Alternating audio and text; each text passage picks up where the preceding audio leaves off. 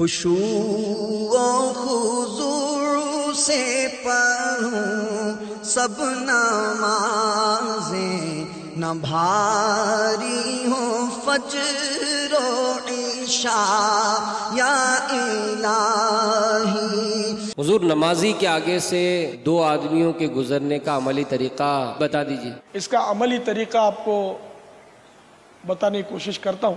گویا یہ نماز پڑھ رہے ہیں اور ہم دونوں نکلنا چاہتے ہیں، اب دو ہو یا 100 ہو، وہ میں ایک طریقہ بتاؤں گا کہ اس سے جتنے چاہیں صاحب نکل سکتے ہیں۔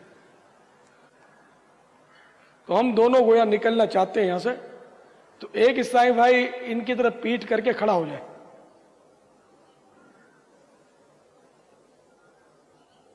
یہ کھڑے ہوگا سیدھ میں، ٹھیک ہے نا۔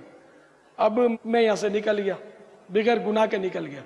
اب یہ اگر ادھر آ جائیں گے تو یہ گناہ گار ہو جائیں گے، تو اب ان کو بھی نکالنا ہے مجھے، تو اب میں ان کے پیچھے کھڑا ہو جاؤں گا، ان کے لیے میں سترا بن گیا۔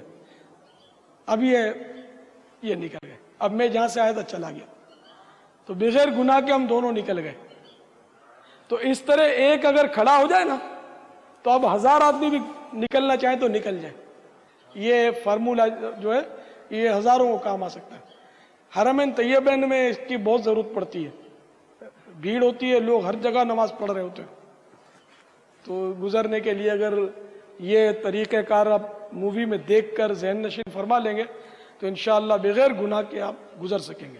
ہاں، دوران طواف گزرنے میں کوئی حرج نہیں ہے، دوران طواف تو گزر سکتے ہیں، لیکن بغیر طواف کے نہیں گزر سکتے۔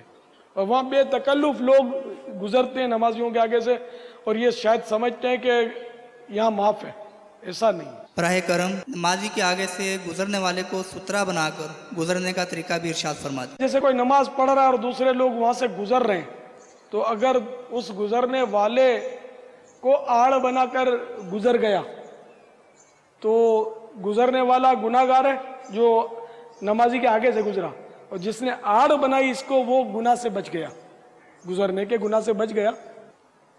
یہ جیسے ایک گزر گئے، میں ان کی آڑ میں گزر گیا، تو اب اگر یہ نمازی ہیں جیسے نمازی کے آگے سے گزرے تو یہ گناہ گار ہوں گے، اور میں چونکہ ان کو سترا بنا کر گزرا تو میں گناہ گار نہیں ہوں گا۔